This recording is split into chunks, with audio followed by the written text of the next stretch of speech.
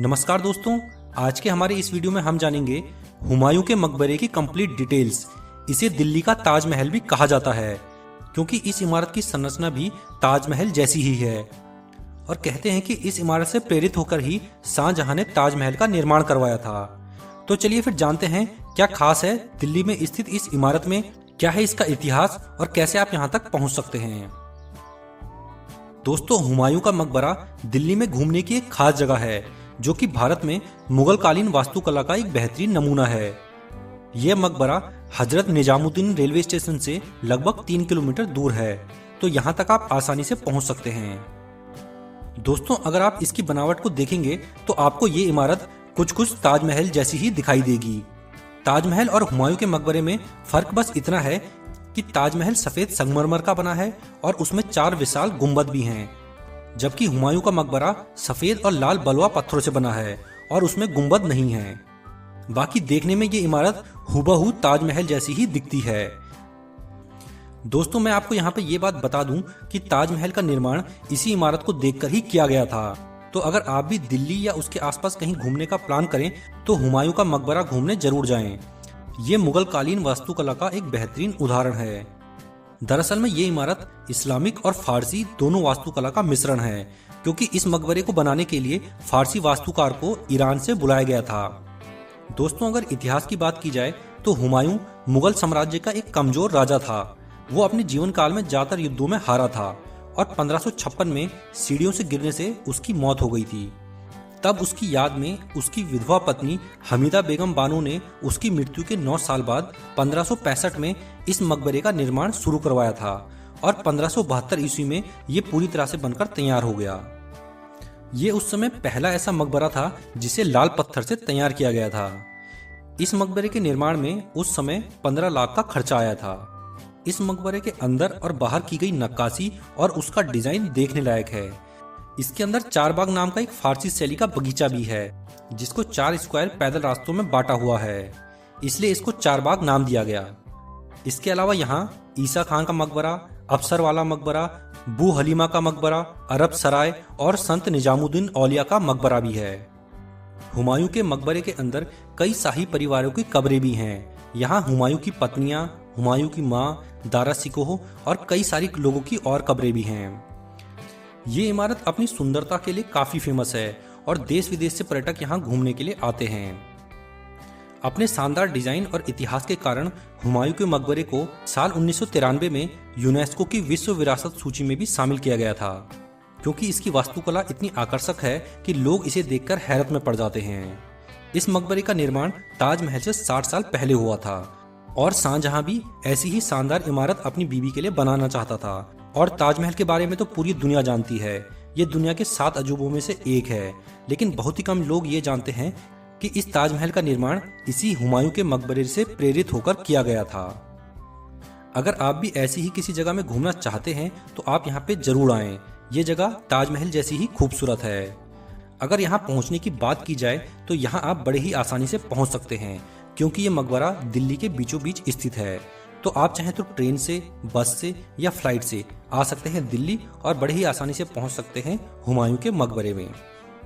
तो दोस्तों, अब अगर बात गजियों में बू रहेगी जब तलक ईमान की, तख्त ए लंदन तक चलेगी देख हिंदुस्तान की। बहादुर शाह जफर के ये बोल आज भी हुमायूं के मकबरे में गूंजते हैं। हुमायूं का मकबरा हिंदुस्तान में मुगल वास्तुकला का पहला उदाहरण, जिसकी बेहतरीन कारीगरी और खूबसूरत बनावट ने भविष्य में ताजमहल को जन्म दिया।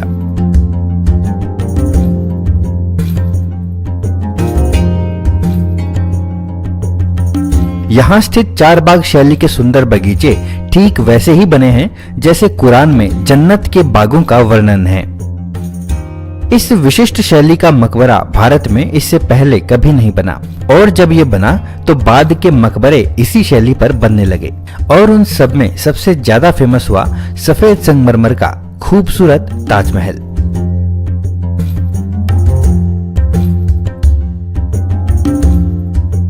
मकबरे की मुख्य इमारत लगभग 8 वर्षों में बनकर तैयार हुई और भारतीय उपमहाद्वीप में चारबाग शैली का पहला उदाहरण बनी।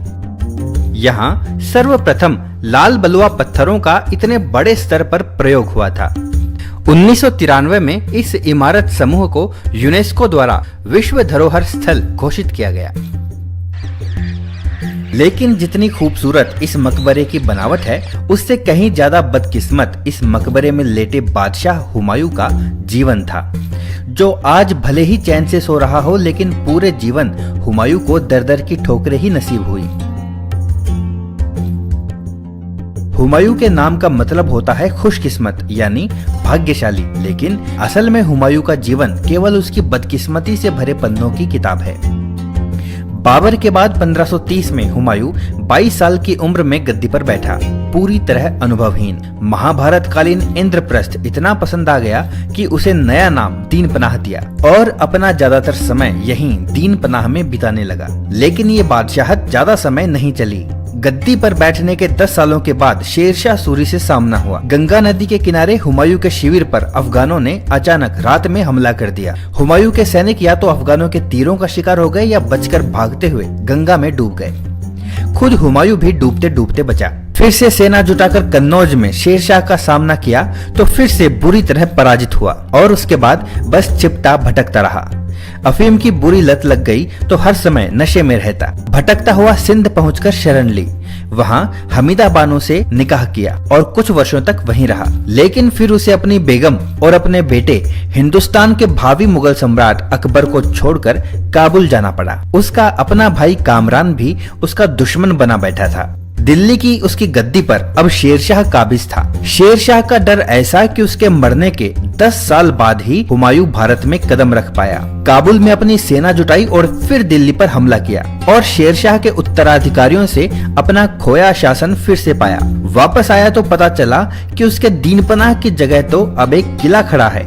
उसके दीनपनाह को ध्वस्त करके उस जगह पर शेरशाह ने ये किला बनवा दिया था, जो आज पुराना किला कहलाता है। दीन पनाह से गहरा जुड़ाव था तो अब अपना सारा समय इसी किले में बिताने लगा। लेकिन इतनी दर दर की ठोकरें खाने के बाद मिला ये शासन 1 साल भी नहीं चला। बादशाह हुमायूं की एक आदत थी, जब भी वह अजान की आवाज सुनता था तो अजान के सम्मान में अपने घुटनों पर झुक जाता था। लेकिन बदकिस्मती से उसकी इसी आदत ने एक दिन उसकी जान ले ली। हुमायूं की मौत की कहानी कुछ ऐसी है कि पुराने किले में स्थित शेर मंडल में हुमायूं की एक लाइब्रेरी हुआ करती थी। वह पढ़ने का बहुत शौकीन था। 24 जनवरी 1556 के दिन वह हमेशा की तरह अपनी इस लाइब्रेरी की सीढ़ियों से नीचे उतर रहा था। उसके दोनों हाथों में किताबों का ढेर था। इसे हुमायूं का दुर्भाग्य कहें या बैड टाइमिंग कि उसी समय मुअज्जिन ने अजान शुरू कर दी। जैसे ही अजान की आवाज उसके कानों में पड़ी तो अपनी आदत के अनुसार वह अपने घुटनों पर झुक गया। लेकिन इस कोशिश में उसका चोगा उसके पैर में फंस गया और संतुलन खोकर वह सीढ़ियों से नीचे आ गिरा और इसके 3 दिनों के बाद उसकी मौत हो गई। और अब इससे ज्यादा बदकिस्मती क्या होगी कि जिसने जीते जी जगह जगह ठोकरें खाई, मरने के बाद भी वह वर्षों तक ठोकरें ही खाता रहा। शुरू में हुमायूं के शव को पुराने किले में ही दफनाया गया था, लेकिन उसी समय हुमायूं की मृत्यु का समाचार सुनकर दिल्ली पर हेमचंद्र विक्रमादित्य ने, जो कि इतिहास में हेमू के नाम से प्रसिद्ध है, आक्रमण कर दिया और पुराने किले पर कब्जा कर लिया। कहीं हुमायूं की कब्र को हेमू नुकसान न पहुंचाए, इस डर से हुमायूं की भागती सेना ने कब्र को खोदकर हुमायूं के शव को निकाला और अपने साथ ले गई। ये कब्र कभी सरहिंदी, कभी कंधार तो कभी कलान और भटकती रही। बाद में अकबर द्वारा फिर से दिल्ली जीतने के बाद 1565 से 1572 में हुमायूं की विधवा बेगम हमीदा बानो बेगम ने दिल्ली में हुमायूं का मकबरा बनवाया तथा इसमें हुमायूं को दफनाया गया।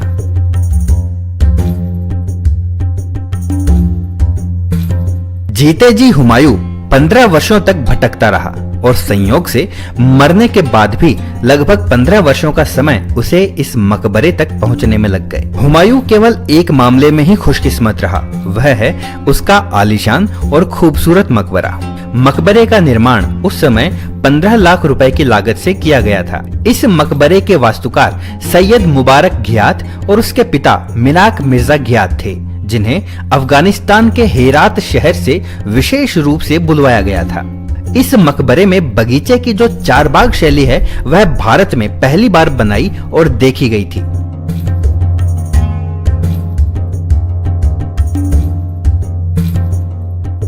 ये भारत का ऐसा पहला मकबरा था, इसलिए इसके बाद भारत में मकबरे इसी की तर्ज पर बनाए गए। खास बात यह है कि इसी शैली ने भविष्य में ताजमहल को जन्म दिया। यानी ऐसा कह सकते हैं कि ताजमहल हुमायूं के मकबरे का ही अपडेटेड वर्जन है। ये उद्यान भारत ही नहीं बल्कि दक्षिण एशिया में अपनी प्रकार के पहले उदाहरण थे। ये उच्च श्रेणी की ज्यामिति के उदाहरण हैं। जन्नत रूपी उद्यान 4 दीवारी के भीतर बना है। ये उद्यान 4 भागों में पैदल पथों और 2 विभाजक केंद्रीय जल नालिकाओं द्वारा बटा हुआ है। ये इस्लाम के जन्नत के बाग में बहने वाली 4 नदियों के परिचायक हैं। केंद्रीय जल नालिका मुख्य द्वार से मकबरे तक जाती हुई उसके नीचे जाती और दूसरी ओर से फिर निकलती हुई प्रतीत होती है, ठीक जैसा कुरान की आयतों में जन्नत के बाग का वर्णन किया गया है।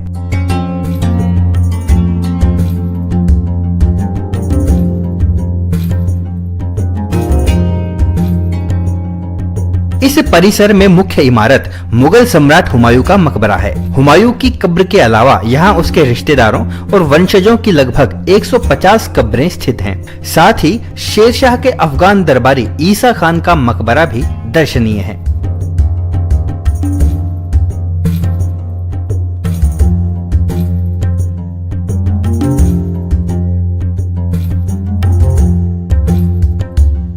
(1857) की क्रांति के बाद मुगल सम्राट बहादुर शाह जफर अपने 2 बेटों के साथ हुमायूं के मकबरे में छिपे थे, जहां से गिरफ्तार करके अंग्रेजों ने उन्हें रंगून भेज दिया। आपको जानना चाहिए कि बहादुर शाह जफर केवल मुगल बादशाह ही नहीं बल्कि उर्दू के मशहूर कवि भी थे।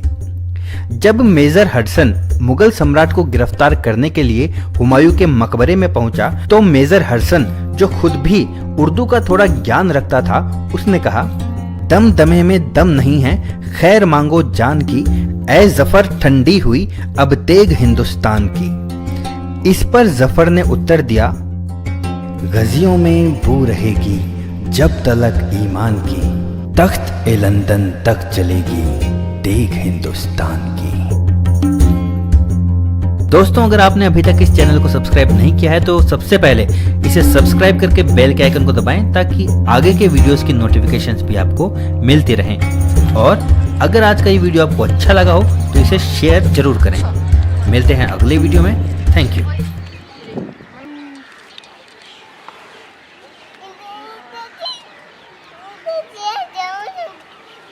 मनु इधर मत जाना। आ रही हूँ मैं, आ रही हूँ। आ जाऊंगी। भाग ले।